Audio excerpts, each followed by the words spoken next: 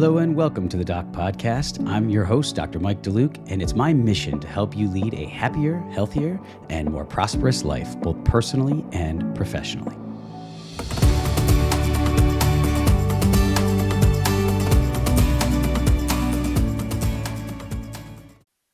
Hello and welcome to this episode of the Doc Podcast. My guest today is Melissa Methven, who is truly an amazing human being. Melissa was born in Quebec City and raised in Vancouver, British Columbia. She became a flight attendant in her early 20s, working on both commercial and private jets and flying with a U.S. president, celebrities, and businessmen worldwide. In 2006, she moved to Wasilla, Alaska, to be with Scott, a dentist and the love of her life. Melissa began studying to become a dental hygienist and graduated from her program in 2009, working alongside her husband in Wasilla. They started a family and had two beautiful children, Sophia and Matthias. Sadly, Melissa was widowed in March of 2022. She now dedicates her life to helping others who overcome darkness, find their truth, and live their authentic purpose. Melissa recently released her outstanding book, The Truth Behind the Smiles, which I'll put a link to in the show notes for today's episode. And we're going to talk quite a bit about the book and the contents therein throughout today's show. We're also going to go into how she made the choice to turn her pain and sorrow into her current passion, which is helping others. And interestingly, and Melissa and I were just talking about this before we opened up with the episode, it's interesting that the episode with Dr. Brett Gilbert, which was just a couple weeks prior to this one, had a lot to do with this similar topic. And it's really going to be interesting. I got a lot of great feedback from that show, and I actually mentioned Melissa and her book in that show. So this is the episode which follows up to that. So I hope you all enjoy it. I'm really excited to have this conversation. Before we do begin, I just want to let everyone know that we're going to discuss some difficult topics today, including depression, substance abuse, and suicide. Neither Melissa nor myself are medical doctors. We're not telling you how to treat these conditions. And furthermore, if you are feeling depressed or struggling with substance abuse or having suicidal ideations, please consult with the appropriate medical professionals to get the help that you need and deserve. So with that, I would like to extend a warm welcome to the Doc Podcast to Melissa Methven. Welcome to the show, Melissa. Well, thank you very much for having me, Dr. DeLuke. That was a beautiful introduction. Even some of them, I'm like, oh, he really researched me. I loved it. I'm honored, and any chance I can get to share our story and our message, because I know there's power to that. And I'm truly honored. So thank you very much. Well, thank you. And I'm really looking forward to today's talk. As I alluded to, we're going to talk about some tough stuff. It's not easy to talk about. And that's one of the reasons why I give you so much credit for being willing to do this, not only write the book, but then to go out and talk about it and face that, because your story is really powerful and it's going to help a lot of people. And I'm not just talking about right now and with this episode, which is going to help a lot of people. I mean, going forward for years, I can tell you are going to change a lot of people's lives, and you deserve a lot of credit for that. So as we kind of start this conversation, if you could just maybe give us an overview of your story and Scott's story. Yes. Well, I'd love to share. So Scott, my husband, I met him, I was 23, he was 26, right out of dental school.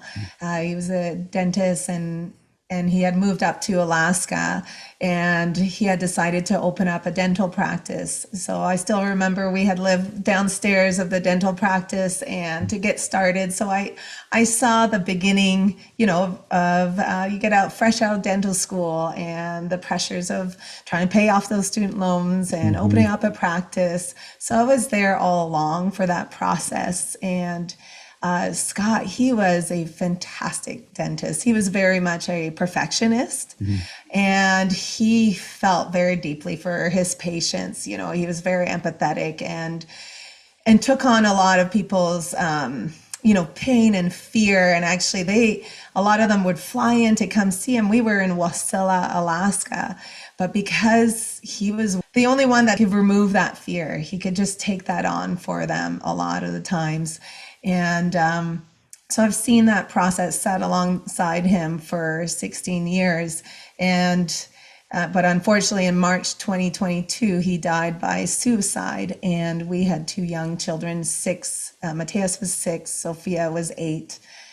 And from that date, I remember feeling this urge to really talk very openly about how he passed. Mhm. It was suicide, that many wanted maybe make up a story. Do you want me to say suicide? If I felt very strongly to say no, we're going to use that word. And actually, even with my children, because they were there, it was very much I can't hide from what truly happened. Mhm. So I did call it, it's a brain illness, and Dad did take, his own life, and because they create their own stories. Mhm. Children will create their own stories, Yes. and they want the truth. And that was really guided also from the hospital at the time to just truly speak our truth and guide them alongside. But with my husband as well, now that I went back to the very beginning, I could see these patterns of the heaviness of the student loans right out of school, and Mhm. he worked 6 days a week because Mhm. he realized if we opened Saturdays, we'd be the only office open on Saturdays at Mhm. the time. And so that over time, that was such a backbreaking work Yeah.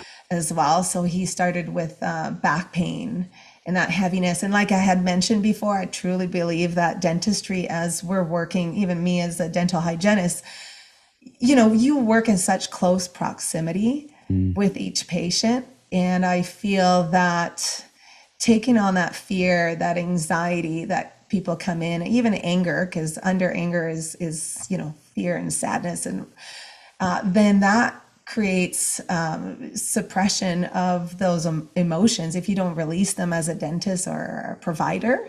Mm. And that created a lot of inflammation in his back. Mm. And I know that introduction of opioids, pain medication, got introduced really early on in his practice, maybe second year, third year. And it became also the weekends where, wow, that was so intense. So the one day off, I can get home and have drinks, but they don't stop, So Mm. I know there Mhm. were signs early on for that as well. And but ever since he passed, I felt very strongly to talk about our story, because I felt there was mental illness in his family as well that was never spoken. Mm. He had suicide on both sides of his family, his father's side, his mom, his grandmother, sorry, and Wow. then his mom's side, the grandmother as well. Wow. So there was, but it was never talked about. Mhm. And I do feel that the more I share our story, I'm not a doctor or anything, but just sharing those awareness, those little things that I can see now very clearly, maybe it'll nudge someone, be like, oh, I've noticed my significant other going through this path right now. And this is where it can go if nothing's done, if we don't make an action of seeing their own truth as well. A lot of what I saw for my husband throughout those years is that he had a hard time owning that he was struggling. Mm. He it was 6'4", big guy, use great sense of humor. So he'd use a lot of humor, Yeah. I'd hear him on his chair side to ease people's pain and to make them feel really taken care of.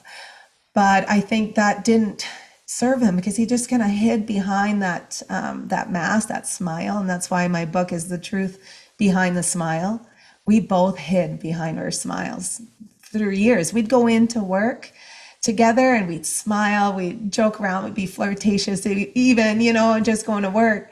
But the minute we go home, there was this darkness that would come about him. He gave so much at the dental office that once he got home, he had nothing left, and he would revert into a dark room and just kind of numb numb Mm. himself because there was just so much to hold. So I'm really just seeing all the signs of a suppression over the years, not only for him but for me as Mm. well. Mhm.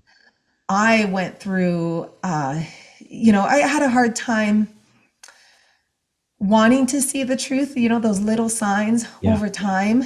I didn't want to see them because I'd focus on just the good days. Yeah.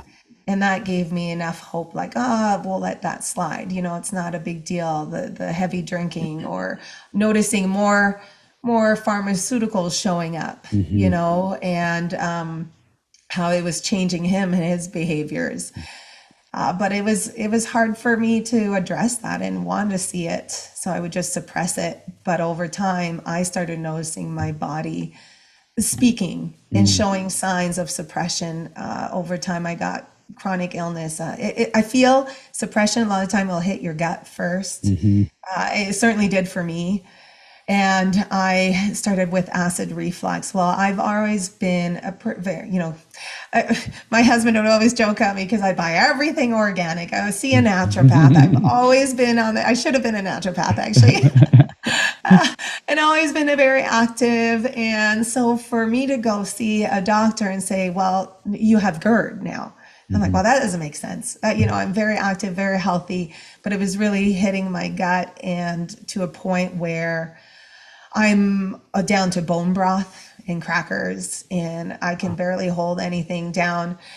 And then there was a cyst that just it was showing up, and I needed surgery for that. And the one really big wake up call was the cyst on my vocal cords, Mm. where the ENT said, well, only public speakers get this or singers, Mm. and I was neither, not using my voice. So then I knew God, whatever you want to call it, the divine, the higher power was telling me to start using my voice. Mm. And I was able to see that my own suppression of these emotions, what I was seeing and not allowing myself to see our truth, my body was starting to speak them.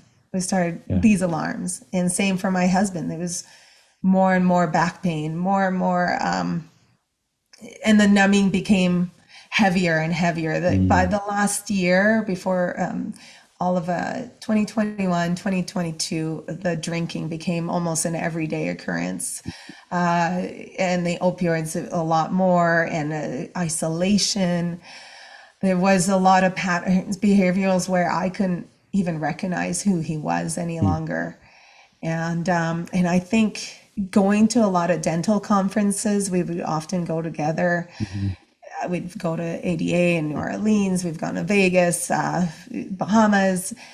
I would see it there. Mm. I would see it there. Other dentists I know were struggling, or some of Scott's friends Mm. were openly saying that they were struggling too. So I know he wasn't alone in that battle, but they never really talked about it. Yeah. They would just kind of congregate and just almost encourage themselves, the numbing, the drinking, and so I just want to bring that awareness for especially dentists right out of school, and that it is a great profession. Like this, Scott loved the skill, the Mm. clinical side, but Mhm. there's so much more to it. Yeah. So And that's so that's common that yes. that we love the skill. Episode with Dr. Hilbert, we were just saying, yeah, we love the skill. We love mastering our craft, and it's a world of such minutia and perfectionism. You talked about a few things there. We're going to dive a lot deeper into. One, just about the commonality amongst dentists with a lot of the things that you're describing: the loans, the debt, the weight of our patients that we carry with us. I do a lot of coaching, private coaching with colleagues, and it's a constant theme I see. We're so empathetic and sympathetic towards our patients that so many of us, when a case isn't going properly or it's not as perfect as we want it to be, we carry that weight and we beat ourselves up for it. And then you add in the financial pressures, which is fairly newer to this last, I'm pushing 50. So when I came out with about a little over about $250,000 of student loan debt, which in the early 2000s was pretty healthy chunk. But now, I mean, it's not uncommon for docs to come out, even general practitioners, with 400,000 to 600,000, specialists up to $1 million of student loan debt, and that's a big hole to dig yourself out of. So the combination of caring, as you mentioned, giving so much, he would give so much of himself, right? We care so much about these patients, and then we don't have necessarily the outlet because we put the face on all day. We're all day, we're on stage. I would actually kind of say, like, when we're out there, we're almost on stage all day. As you had alluded to in the book, Scott, had a very busy practice, as did I. And you're out there, you're performing. I mean, you're out there, you're uplifting your team members, you're uplifting your patients, you're constantly having to be encouraging. And if you then withstand some of the pain, which interestingly, the episode that's airing right before your episode is with a physical therapist who helped me with some issues with different aches and pains relative to my profession, and goes into some of those because that's super common as well. And the underlying theme, Melissa, is nothing that we have just talked about in the beginning of this show is anything we're taught in school. Mm-hmm. And so we get out there and managing our debt, dealing with our patients' problems on a grander scale, having to try be so obsessed with our results, having to try to balance this, and then maybe bad posture, bad ergonomics, or just chronic overuse, our bodies can start to break down. And it's so common. And I don't think it's an accident that you see that at a lot of the dental conventions, because I do as well. And I have colleagues and friends who are struggling with this. So I want to just go back to the suppression, and then we'll kind of come back to some of the things from the dental school and what the dental schools could do a little differently. But in one part of your book, I'm going to read a quote from you. You said, "Suppression slowly corroded me from within. The walls closed in and engulfed me. I constructed a facade, a lie, encompassing my ultimate dream of a picture-perfect family. The belief that pretending to be happy would lead to genuine happiness proved false. Inside, I grappled with profound loneliness and sadness." So when you're talking about the suppression, I was thinking about how eloquently you stated that. And why do you think it is? Why do we? Because you're not alone. We all, I shouldn't say, I guess maybe there's some people that are blessed not to, but most of us do that. Why do we do that, do you think? Oh, I think for me, it, really started as a young girl. I wanted to people pleaser, always make sure everyone's okay and put on a face. I don't want to burden anyone with, sadness or fear. And I was really young too. My parents had separated when I was 2, and my dad would visitations here and there. But I so wanted to be loved, right? And I still remember one time he said he was like, "Don't cry," and I just wanted to please him, and so I was like, okay, well, it makes people uncomfortable if I cry, Yeah. or if I burden them with my emotions. So I'll just smile. Then everybody will feel okay. So I've just kind of learned that over the years, that just smile through Grin and bear life. it, right? Yeah, yes. And even with Scott, at the dental, in our marriage, it's like, okay, yeah, we picture perfect. And that's why in that picture of my book cover, I woke up one day and I knew that picture had to be on my book, because I remember we use that for our advertisement, for our dental office, postcards, things like that. But I remember where we were at then.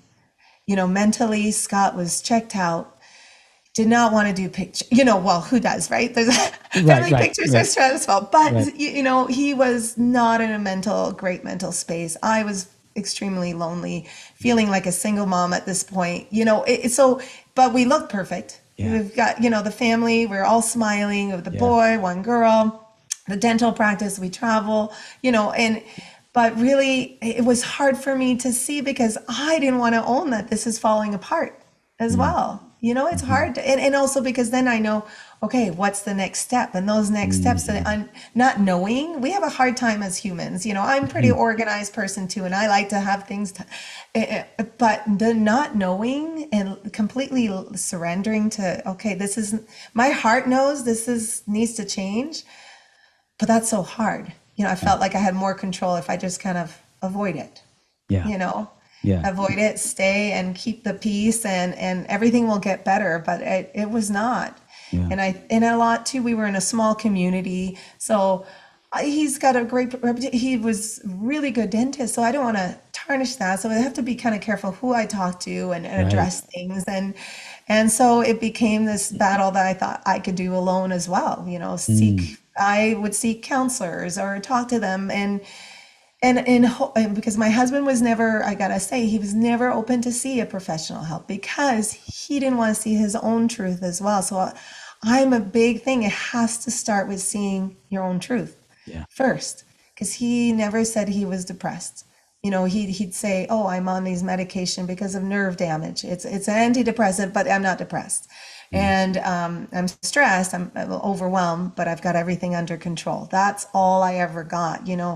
A lot of people ask, "Oh, were there signs?" Well, he hit it so well. So that suppression, that's why I'm so big. That's number one, Hmm. not to suppress anymore, because the more that you do, the more your body's going to speak, or Hmm. the numbing agents kind of go up. I see either way. People will just numb because they just don't want to Yeah. feel their own truth. Speaking for Scott, why Mhm. why do you think he was so afraid? Because I think that's probably the norm. Yes. Why do you think he was so afraid to see his own truth? Well, because he had put, I feel for his own worth, he had become this dentist, a successful dentist, nice dental office, beautiful home. I mean, he maybe in his mind, nobody would see him in that light anymore, Yeah, yeah. right? Hmm. So Yep. that's his worthiness was all in those things, and that could be taken away. And Yeah. and sometimes I even think, because in his family on both sides there was, mental illness and bipolar and whatnot. And I know more that you suppress, more genetic factors come out. Yeah. From a lot of the books that I've read. Gabor Mate, he talks a lot about trauma and how it shows up in your body. I kind of wonder if he was afraid to get a diagnosis Mm. as well. And Hmm. then what? Yeah. You And we know, have and to, I, that's real with our insurances and yes, yeah. yes, Yep. Hmm. yeah. So Yep. then what? So I think that there was just so much fear. Fear comes to seeing our truth, but that is the path of growth in a true fulfilled life. Mm. Is once we live our truth. I think for me, writing that book and writing my whole truth, I mean, that was scary. Yeah. That was scary. I felt, oh, might lose quite a few friends. How is the Hmm. family going to handle this? But it was so much stronger than me. The knowingness of to write a book and to tell my truth was stronger than me. It was definitely God led for me, and Hmm. very divinely led, and to give me that strength that I knew Hmm. by sharing my story, it would nudge others Hmm. and allow others that safe place to share. And now everywhere I go, I dive right in conversation in my truth and ask, and it allows people now to share their truth with me. And a lot of times they'll say, "I've never shared this with anyone." Mm. And how sad is that? That Yeah. they were holding that alone by Yeah. themselves. So a lot of it is that I don't want people to feel alone in how they're feeling anymore. Yeah. There's others out there that are feeling like Scott did and like how I did. And and ultimately me sharing my truth is allowing me right now to live such a fulfilled life and moving towards my mission, my passion. And maybe for Scott, I'd often say, because he was in a legal battle as well, I said, well, let's just sell everything. Let's sell the practice. Mm. Let's sell our house. Let's move. Because we were in Alaska. Alaska is also very dark. Mm. It's a harsh living Yeah. and I don't know mental how, I health. mean, beautiful Yeah, area, but I don't know how people yes. go through the darkness It is, for half the year. the mental health up there, that's an issue as well. So Hmm. we're, battling both, navigating a lot of things. So I felt called to, we need to move where there's more sunshine. You need to just become an associate. But I think for men and women, but we put that worth in those Mm. things. Yes. And then we feel like we're not that person, we're Yeah. not worthy anymore. That has all that worth, and we've lost it all, and we can't do that. Yep. And so I think that's what kind of kept him wanting to just keep everything. Yeah. That was his worth. And that's so common. I mean, it's our identity, especially in the dental profession, becomes our occupation a lot of times and our practice and the role we play in our community. And I've seen it so many times. And I'm not even being critical of it. It's just kind of just how a lot of us are wired and we feed off of that. And I get it. I could see where Scott was coming from that, hey, and he put so much time at that point into this Yes. practice and so much energy. And to walk away from that, in my path, I walked away from my practice, as you and I have discussed, in a different capacity of my, or at a different point in my life when I had been practicing for almost 2 decades in it and wanted to transition into this new role. But it still is hard. I mean, even then, to walk away from something I had built and grown, and the identity I had in that community as Dr. Mike and DeLuke Orthodontics, it's not easy. So I could see where that would be something that Scott or any dental colleague would. Any dentist. I know so many dentists. I was at dinner last November, and a couple of the dentists that I know from Anchorage, they don't like doing dentistry anymore, but they feel Mm, stuck. They feel, well, this is what I studied for, and I got yep. to stay. They have this more years till Yep. retirement, but how you'll suppress all that time? No, there's other options out there, but that stuck. We feel stuck because we fear the unknown, Yeah. right? Yeah. But you're never stuck. There's always other options. There's always something out there for you, and then you'll feel so much more fulfilled, and that's okay. You got to Yeah. be able to let it go, but that's really hard for many. I agree. Do you think part of it does tie into, you reference in your book quite a bit about a belief in something greater than us, and I talked about this with Brett Gilbert, Dr. Gilbert, as well. And it's a common theme. There's all this debate over, is there something beyond us, and people who are more of the evolution theory and people who are more of the spiritual side. And so you did, I think, a great job in the beginning. In the preface, I just want to read what you wrote.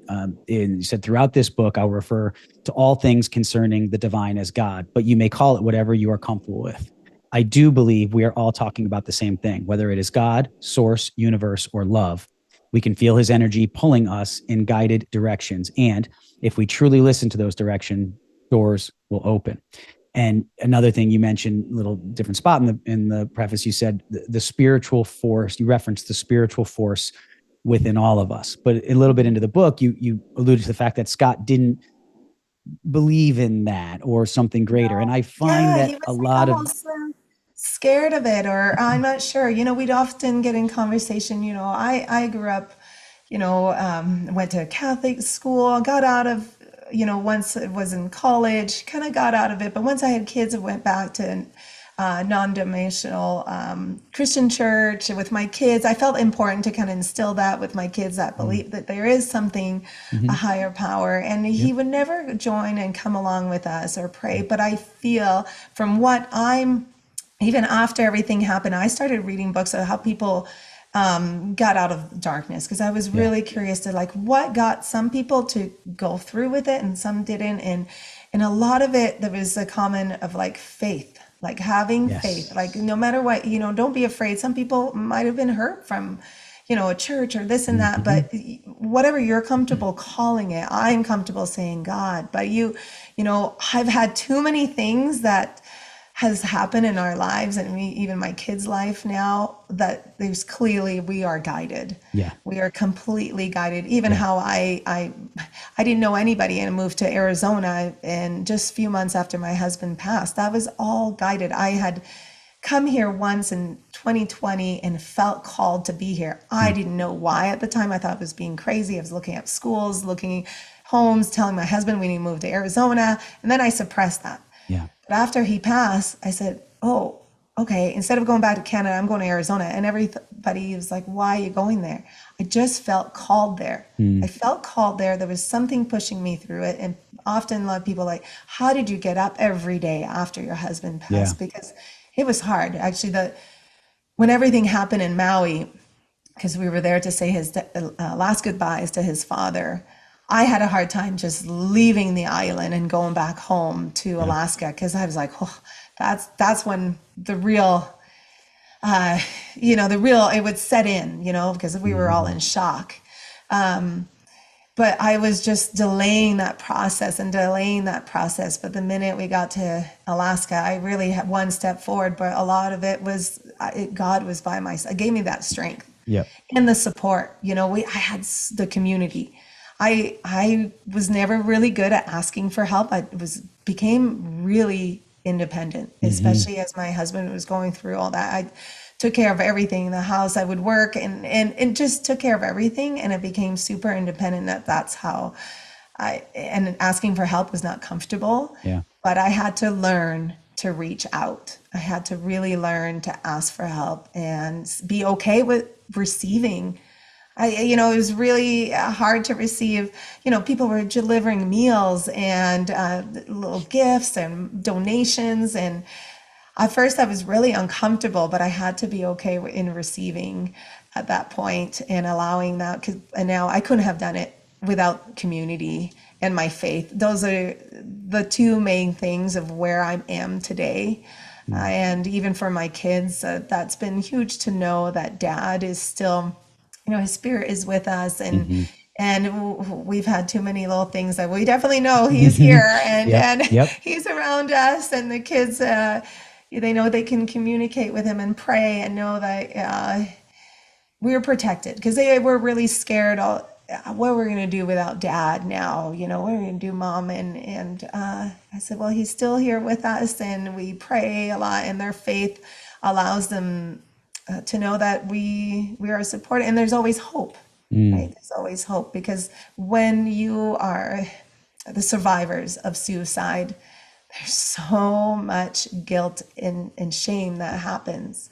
And I remember having to hold so many people's grief as well, because I have to answer all these questions, because Mm-hmm. whoever's closest to them, people will seek that closure, Yeah. Yeah. but I didn't have all the answers either, even though I was so close. So holding that guilt and shame, and my kids do as well. So working through that, we had to kind of forgive ourselves and let go and pray. And a lot of times when my son has all these fears and question, I say, okay, well, we got to give it to God and pray. And I think this is the way that's going to guide them in giving hope. So I Mm-hmm. always say people that do feel alone, because a lot of time with depression and suicide ideation, people are isolating themselves. I know my Yes. husband did, and remove a lot of his friendships. And so then they feel alone.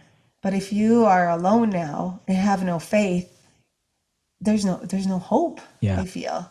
Yeah. That's my belief. Yep. And so I always say, and that's within you. That's your heart. Your Yep. heart knows. And I really got into breath work Mm. after he passed, and to truly connect to my heart and to my guidance. And so I started incorporating a lot of breath work, and that truly helped me see clearly what's the next day. I'd always be, okay, what's the most important thing I need to do tomorrow? Mm-hmm. And focus one day at a time. I couldn't sit and camp out in the past. Yeah. Of course I did. Even the day of, I go minute by minute, like, oh my gosh, like how could I have changed this? But if I just stayed there, I can't move on. Yeah. I had to be, my kids, of course, helped me just focus on them and their healing. And a lot of it was to heal me Mm. first. And actually, that was the best advice I received from a organ donor specialist at the hospital. I was frantic asking for counselors for my kids before we went back to Alaska. Mm-hmm. And he said, no, you're going to need a counselor first. And I said, okay, give me the Yep. number. And I called him right away. And he's the one who guided me through a breathwork session. Mm. And I still have the email that I gave him feedback afterwards. And I said, I felt a calm and a peace. Because at this point, I was having heart palpitation. I even Oh. called my doctor thinking I was having a heart attack. And I said, I couldn't sleep, I couldn't eat. I was such in shock. But just that 10-minute of breath work allowed me to feel a little bit of that calm and peace and truly connect to God and divine.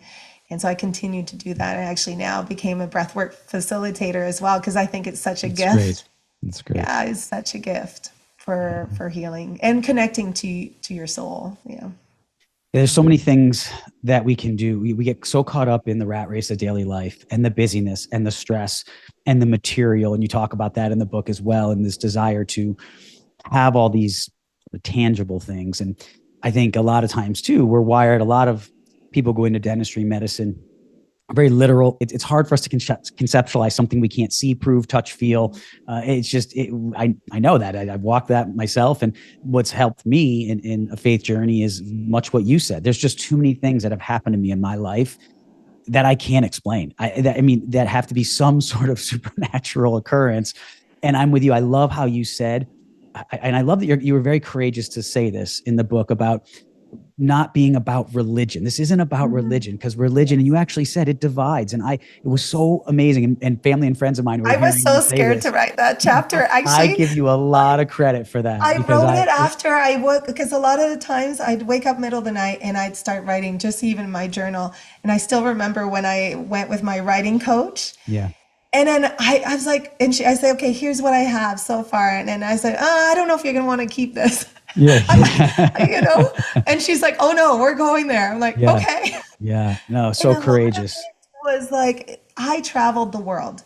So in my early 20s, I traveled the world. I saw so many different cultures from Saudi Arabia to, I've been Papua New Guinea, I've been to Cambodia, all Mm, the different religions, but there was a commonality, everyone was good. It doesn't make them, yeah, there was a divisiveness every mm, time you spoke about one religion or the mm-hmm, other. mm-hmm. Even in my family, there's different beliefs, there's Yes, different religions. yes. And it caused a divisiveness, and I didn't like that. I had to like, Yeah. and that's how it came about.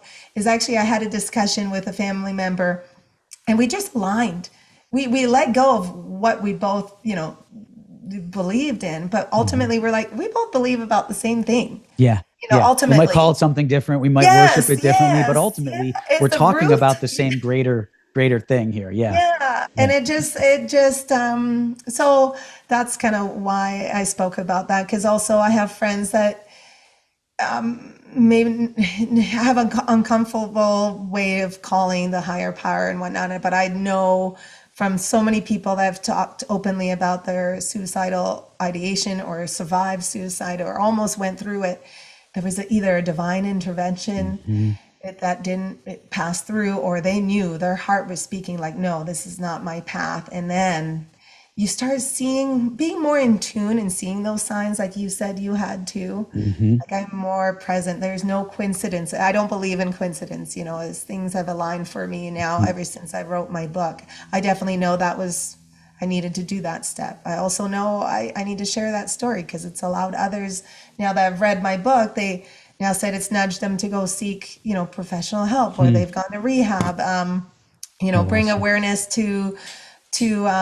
for dentists, for Mm. dentists in their Yes.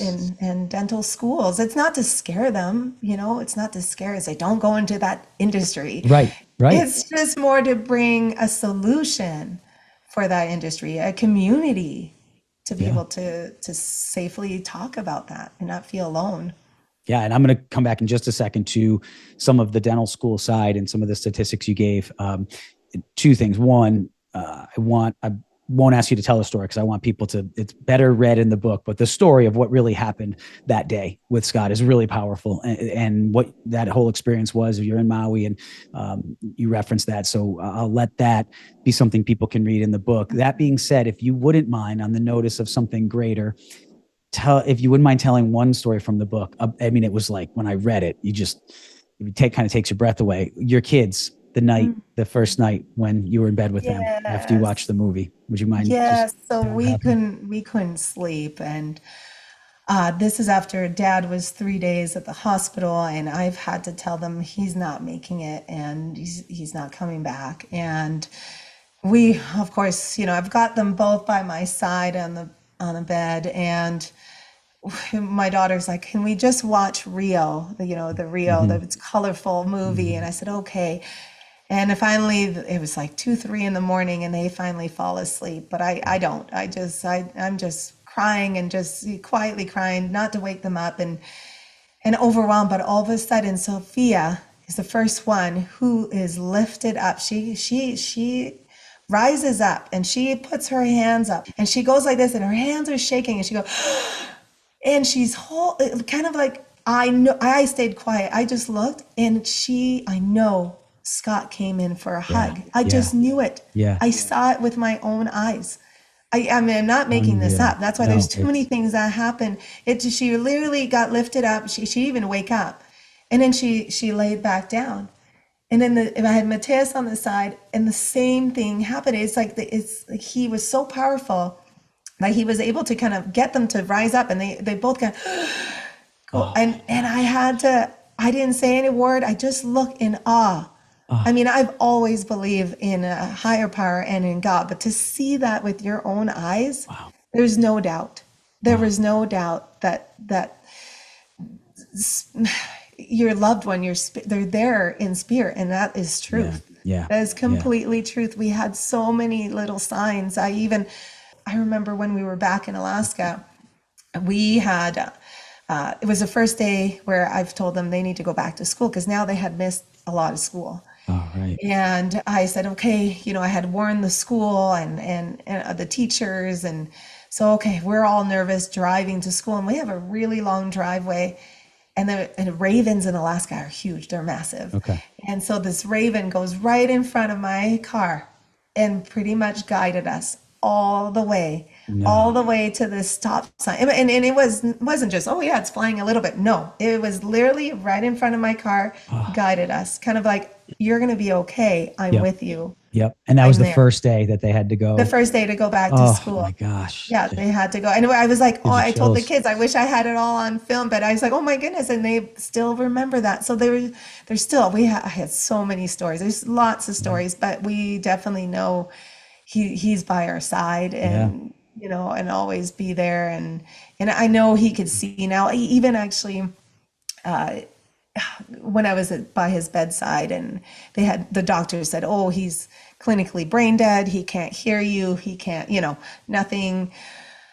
I, I didn't believe that, because of my beliefs and Mm, whatnot. I knew he could hear me. So I talked to him a lot. I forgave him. I would talk, even put on his favorite song, The mm, Cure. He loved that, and really communicated. And actually, at one point after I prayed for him, there was a tear that came down. mm. There was a Amazing. tear. So I know he saw, I know he could see it now, Yeah. Yeah. He was all there. that love Yeah. that he had. But when you're in that cloud, Ah, when you're in that dark cloud, and I felt that darkness, that's another thing. I mm, don't know what you want to call it. I felt it, and it's mm. scary. Yeah. I And mean, so I always say you have to be so careful in your environment and what you're putting in your body and what you're mm, surrounding yourself with. Because I think more he indulged in those addictions, mm. the more that darkness takes power over him. And Yep. he couldn't see past that. He couldn't Yeah. see all the friends, all the friends that were there for him, the family, the love, his wife, his two kids, couldn't see all of that, Yeah. and reach out. So I always, your environment, your faith, you have to be so careful what you bring in. Yeah. That's so true. And on that exact note, and tying it back into dentistry, because I do think statistics, not even what I think, statistics show that we are more prone to this for sure. You referenced a statistic in the book with in 2021, the ADA released a wellness survey that 54% of dentists reported medium or high levels of depression, and 68% of those that reported were under the age of 40. And I mean, when you stop and think about that, having that many people, young adults, and I think it goes back to what we kind of started about in the beginning, right? You have all this debt and this pressure, and you're trying to start a family, and the cost of everything is so expensive now, and you want to accumulate certain things that you have worked hard to try to get, and it just gets to be very, very, very challenging, and it gets to be very overwhelming. And the lack of preparation. This is one thing I love about that you did in the book. You wrote. These truths, and you were talking about your experience with dentists, and what I'm just talking about, kind of the fact that dentists are not are kind of prone to this in one sense, and also ill prepared to deal with it.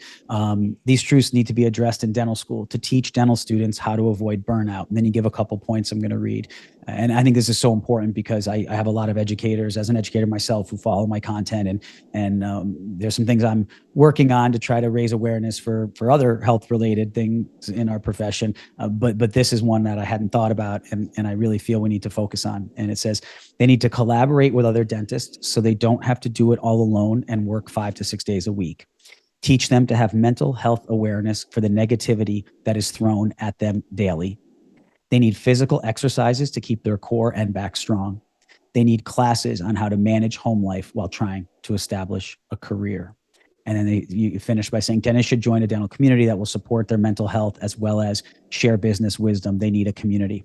It's so profound and it's so true. And it's a real huge void in our education, and we need to work on that. And I know in our conversations prior to this, that is something that's become a passion of yours. And I'll just say publicly, I'll be there to help you however I can on that journey, because it's very, very, very important that we start to equip our young doctors with more than just the ability of how to do their skill, how to perform their patient care. I mean, we don't learn how to run a practice. We don't learn how to manage debt. And the communities we do have, and I don't mean this as a knock, a lot of them are on social media and they get very heated. I've been some of what I talk about on airway. I've been at the target of it. So, but ultimately they're not, it's not that community that you're talking about. These communities can be very adversarial. You're sitting behind a keyboard or a phone.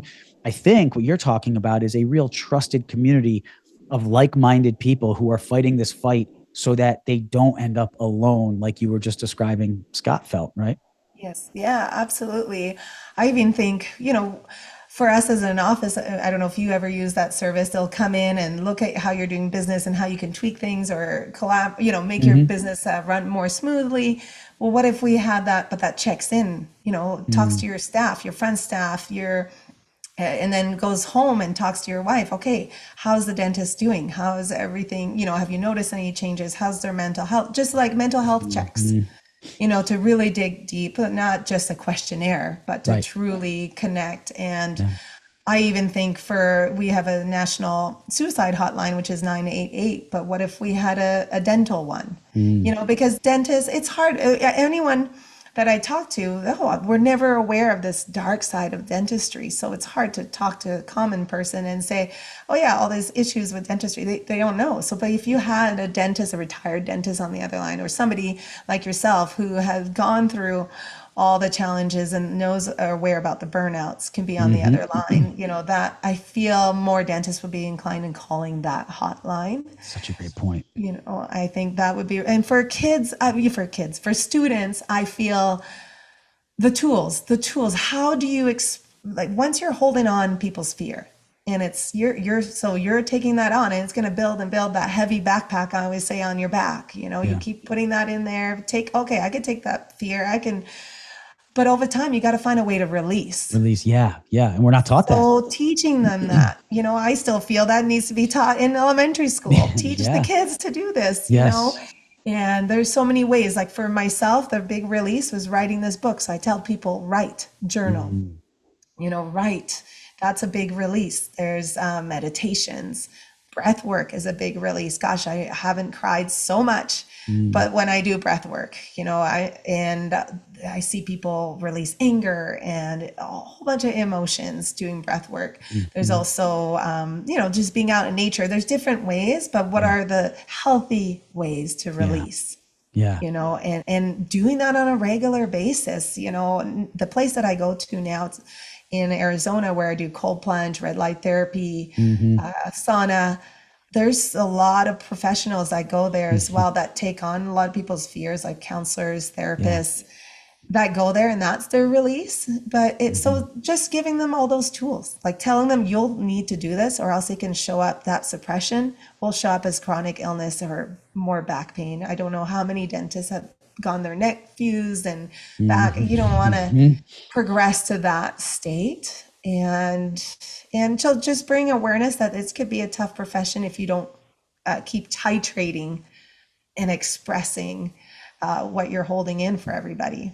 Yeah, and as you said, your grandma said, right? Watch out for when your body's talking to you. Your Yes. Oh, grandmother. yeah. It's She was the isn't it big one. amazing the sage Gosh, I advice that spent my comes from these 40th elders? birthday in the hospital with her. She was passing. I was so close to her, right in the midst of the, COVID. And that is one thing she said. Oh, when her brother had passed, then she was so sad about that and grieving and all that, but she never released that stress. And that's how she got diagnosed with breast cancer. She survived that for many years.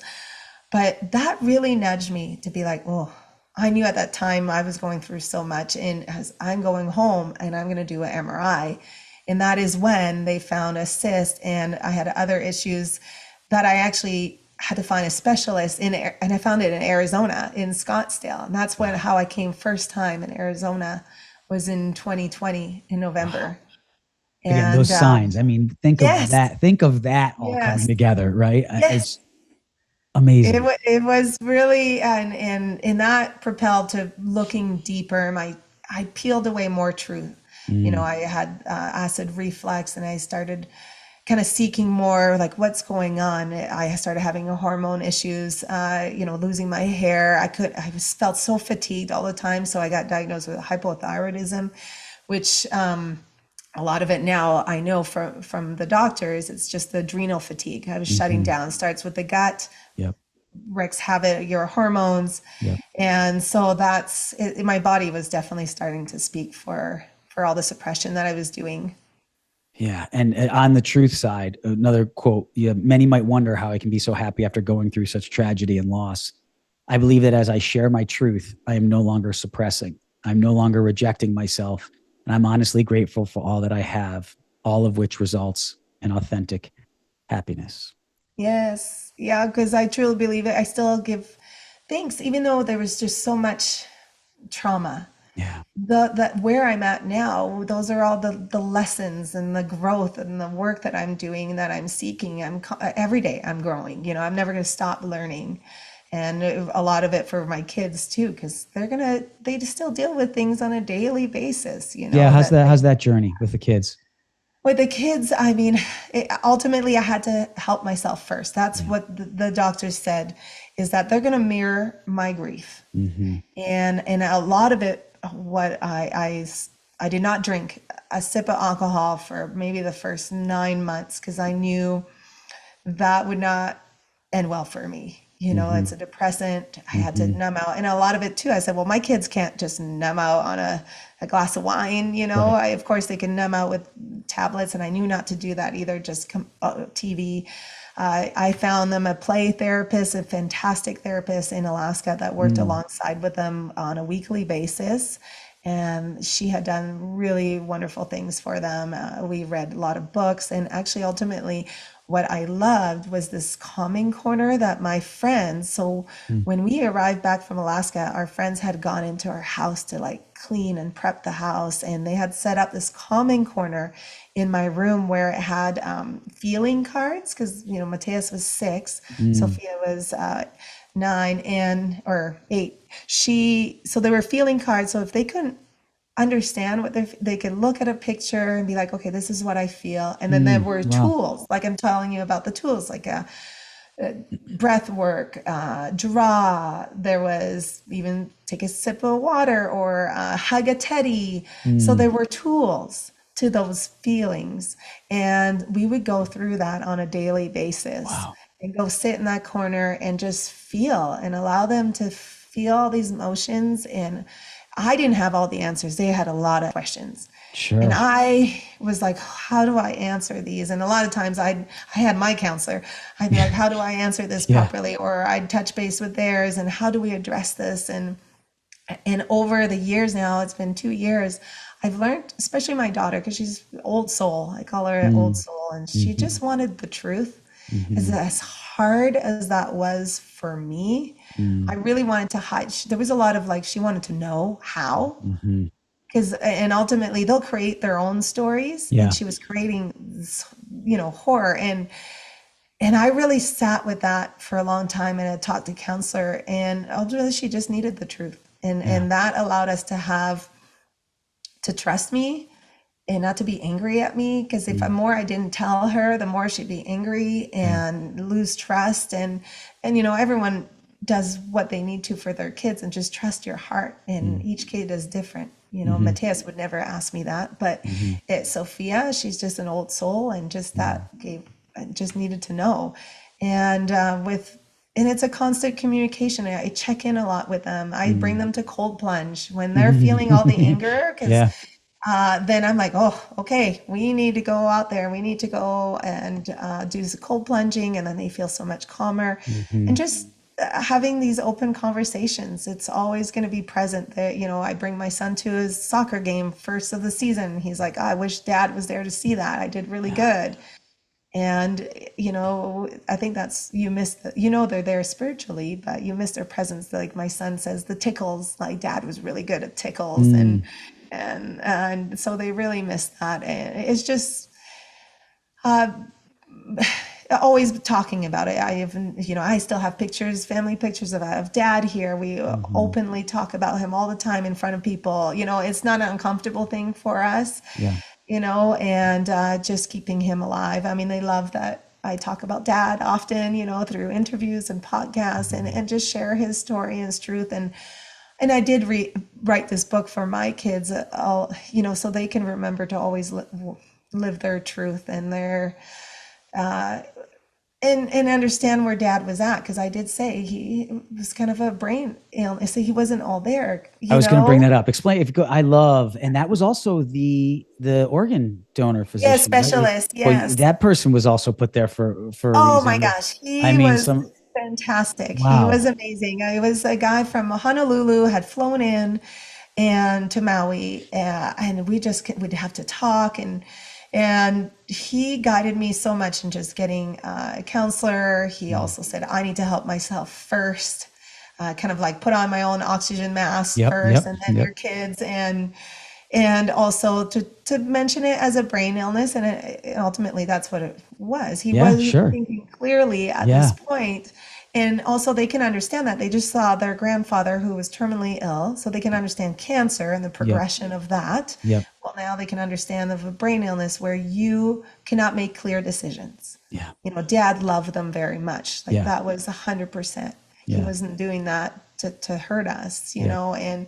and ultimately is always instilling that it's not their fault. Like my son still feels like, oh, I didn't love dad enough, or Mm. so I deal those challenges as they come, Mhm. and with the counselors and the aides that I have, I'll just seek and ask questions and Mhm. how we deal with that. And a lot of it we use somatics. So I've taught my kids breath work, tapping. We Mhm. use Mhm. tapping, sound therapy. Yep. Feels like to move through these emotions. I'm not trying to remove them from feeling.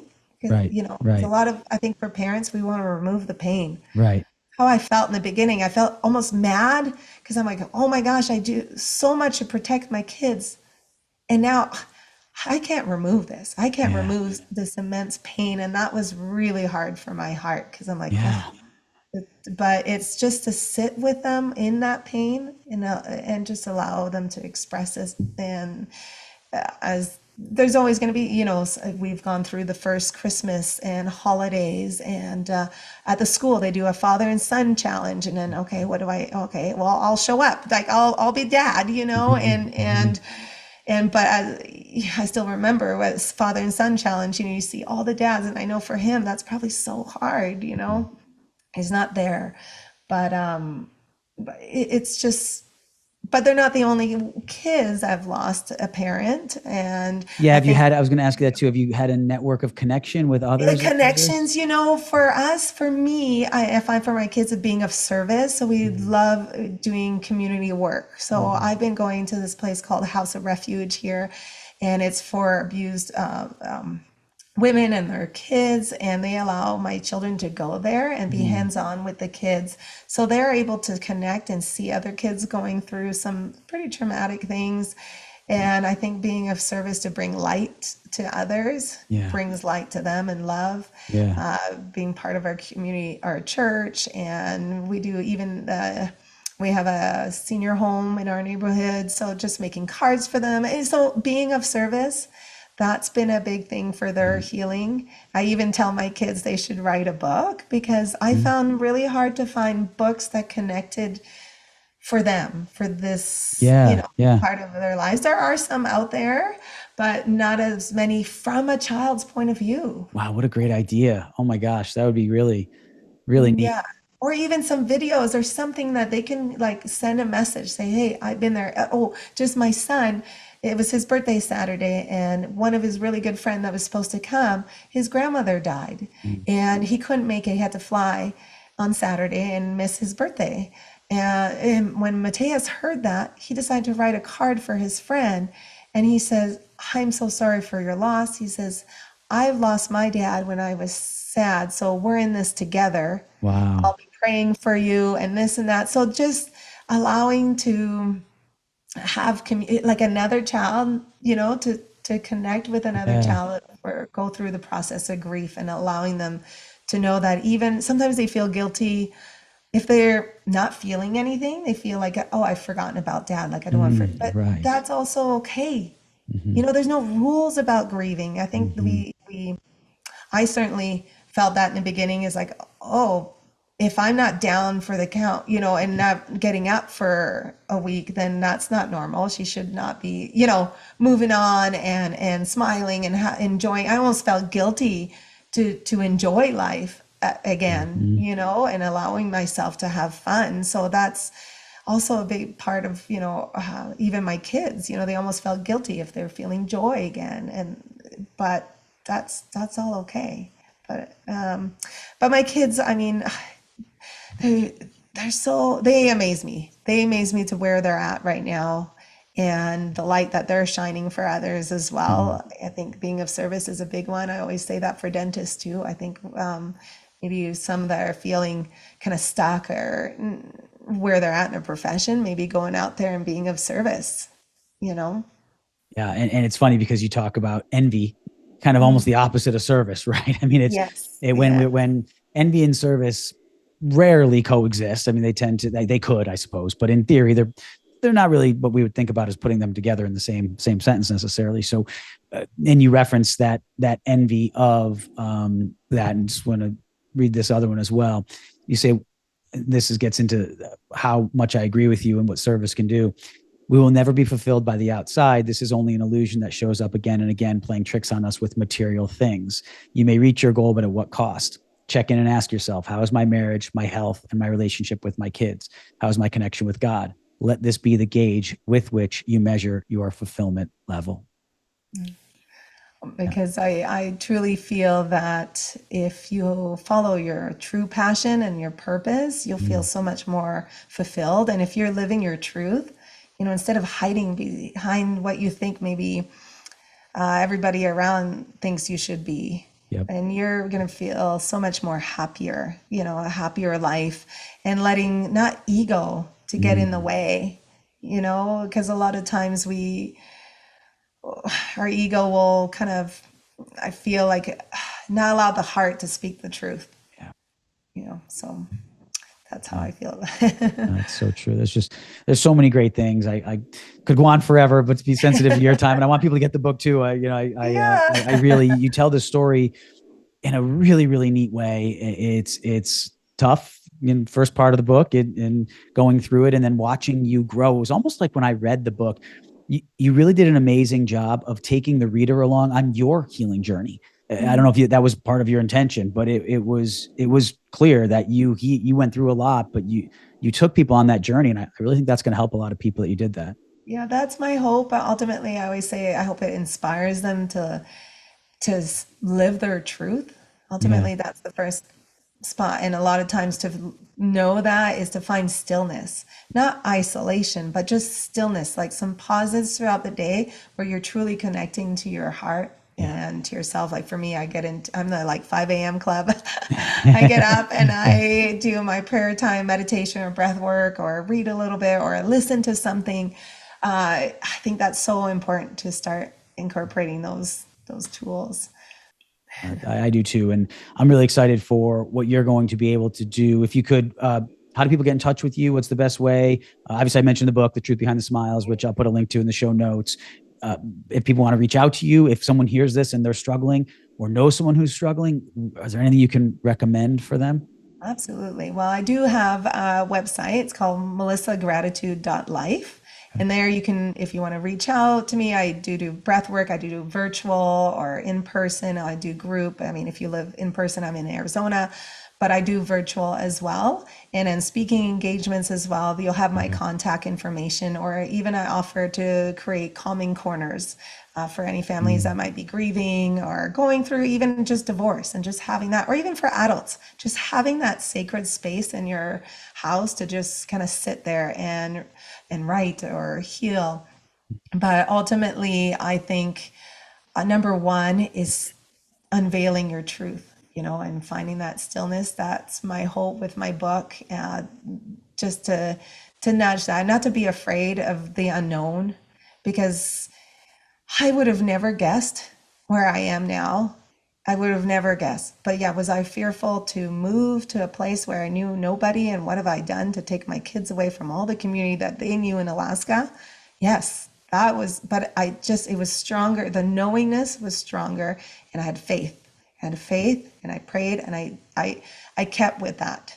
I And didn't you had go a into practice that. too to Yes, handle phasing out, which you yes. go into Oh, in the yes, book. But I mean, yes, that's, yes. I mean, that's not Yeah, a small thing. And I had to downsize a little bit too because, the Scott could see like 3 columns of people. So then I had to hire another dentist. Yeah. So I had a lawsuit to go through. I had too many lawyers I had to communicate with. I mean, it was an extremely busy time, but I would focus every day on a list from the time I keep my kids, bring them to school 9 to 3, and then after that, I just on with my kids because they were going through so much pain, and but yeah, it was. I always say how I did that. I don't know. Well, I do know God was there, gave me that strength to step forward in the community, and for people that are struggling, I think for me, I see there's that growth, that lesson. If you just kind of reach out to just one person, tell them your truth.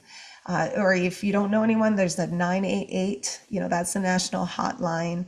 In each, in Arizona, there's the Hope Institute. There's also Teen Life, actually, that I'm going to a gala on Friday. There's a lot out there for resources for people that are struggling because nowadays too, that's teenagers is pretty yeah, prevalent as well, and to know that there's always hope.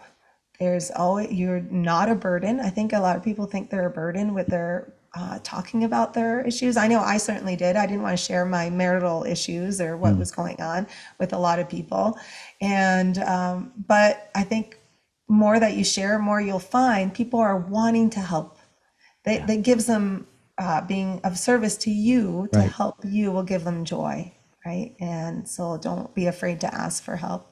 And they matter, they are worthy. I mean, I feel if I now the people that I know that have persevered through suicidal ideation, where they're at now, Mm-hmm. I feel they had to go through that darkness. And as long as they did, that growth that they had, Mm-hmm. they are now owning publishing houses, network communities, like their own businesses, and they're thriving, Wow. but they had to definitely reach out, find a community.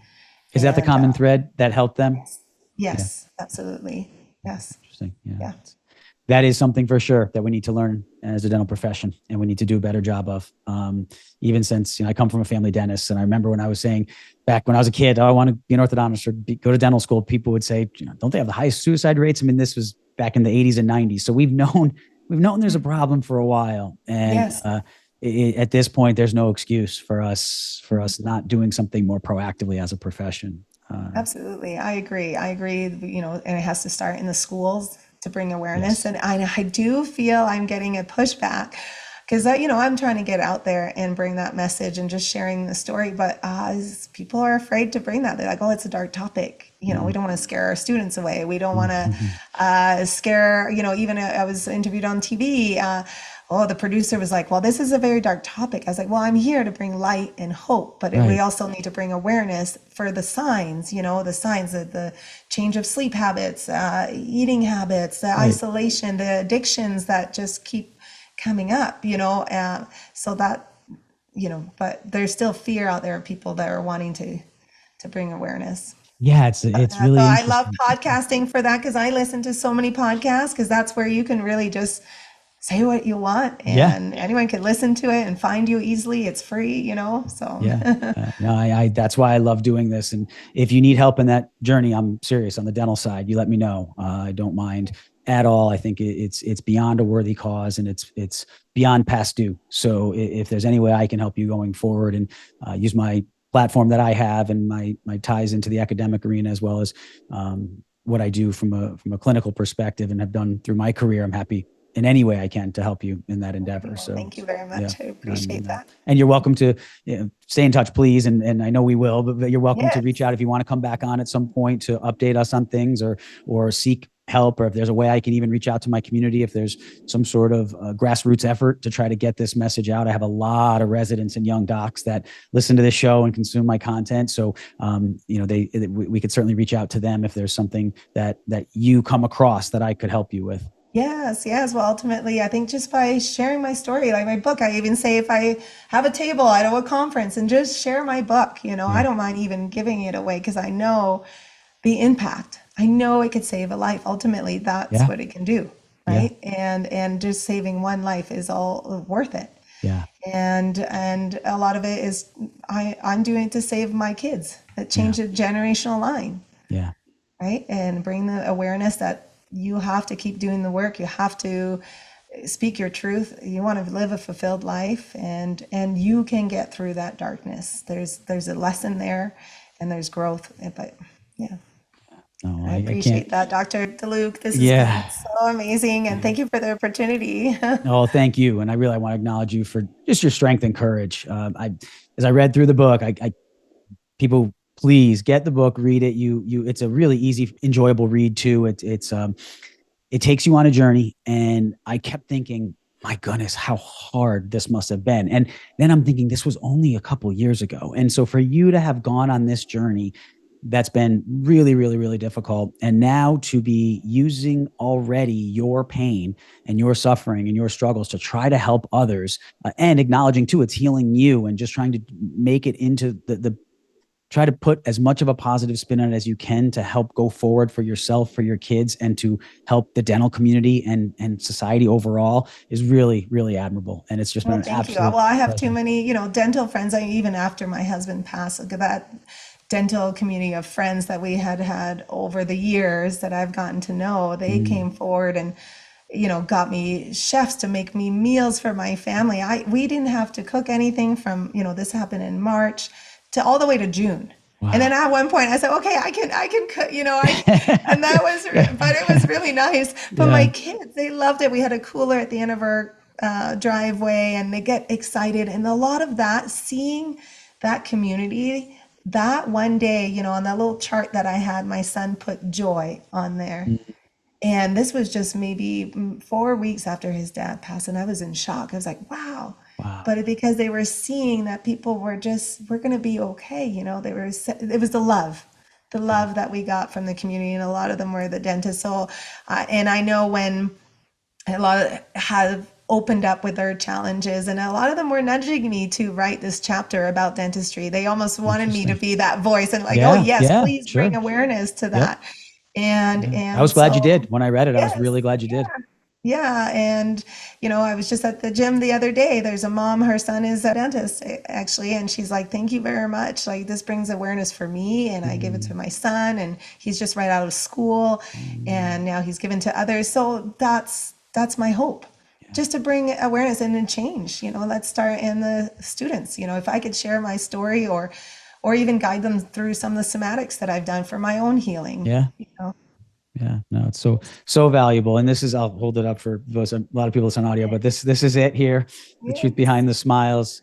Melissa Methven, thank you so much for everything. I greatly appreciate it. And let's stay in touch. And I'll put all those links up to the book, to how to reach you on your website, as well as your social media, so that people can reach out to you.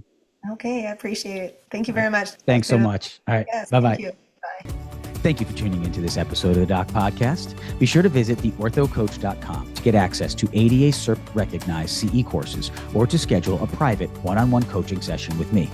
Also, if you know of someone who would make a great guest for this show, or if you'd like to be a guest yourself, please email me at drmike@theorthocoach.com. And be sure to join the Doc community on Facebook for more great content. Thanks so much for listening, and always remember, you have been blessed with the ability to do amazing things.